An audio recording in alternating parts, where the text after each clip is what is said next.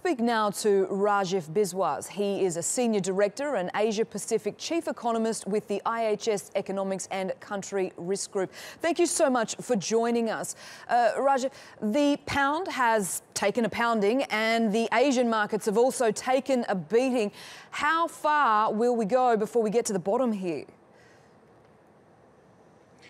Well, this is just the immediate reaction, and I think we will see turmoil in financial markets for some days. Firstly, because this really was unexpected that the Leave vote would win. And of course, there's always been the sense that this would be quite negative for the UK economy. And what it means also is that there's a lot of uncertainty about the future of the EU. So the outlook for the UK economy and the EU economy are now being downgraded, at least in the near term, and that has implications for global growth. It has also created a risk-off trade amongst global investors who are uncertain about the whole geopolitical situation, indeed a crisis in the EU that's now happened, and therefore they're putting their money in the US dollar, Japanese yen, which both went up quite a lot overnight, and into safe haven assets such as US Treasuries, and taking money out of emerging market equities, which are considered growth assets. So that's why we're seeing emerging markets in Asia and other parts of the world taking quite a battering, as well as the UK pound as well, of course. And Mr. Biswas, how much of this battering that you speak of is about the actual shock of what has occurred as opposed to what the reality of a Brexit would look like? There's a lot of uncertainty about how the negotiations with the EU will now go ahead. Clearly, first of all, there was a huge shock. When the polls closed last night, the pound had actually surged because people thought it would be a vote to stay in. And of course, once the early results started coming through, the pound plummeted.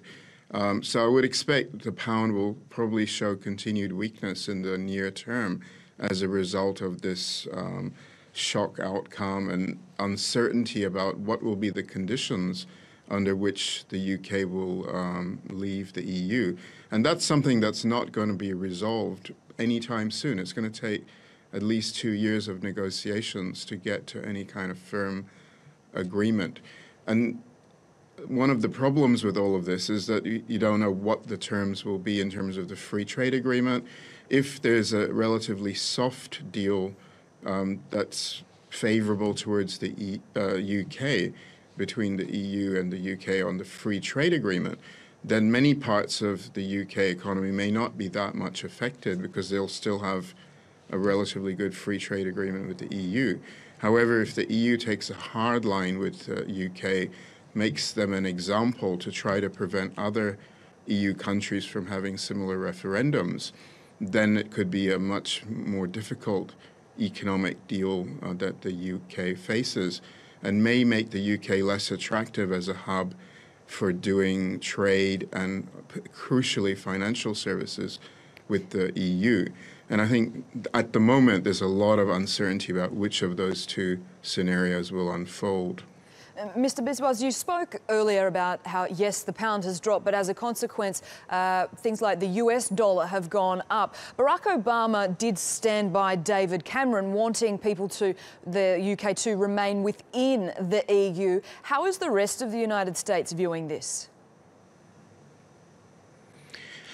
Well, I think actually presidential candidate Trump was quite very happy if there were a Brexit vote. He seemed to be quite okay with that kind of scenario.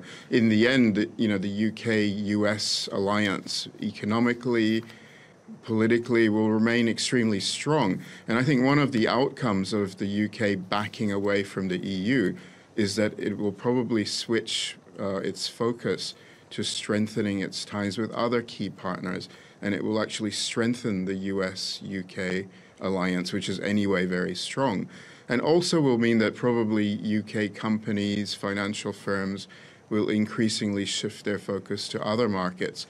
That's not to say that they'll ignore the EU, which remains very, very dominant as a market for UK firms, but it means that they may strategically start to look much more widely at growth opportunities in Asia, amongst the big emerging markets such as China, India, Indonesia, and certainly will reinforce the US-UK relationship. Rajiv Biswas, thank you so much for joining us with your insight.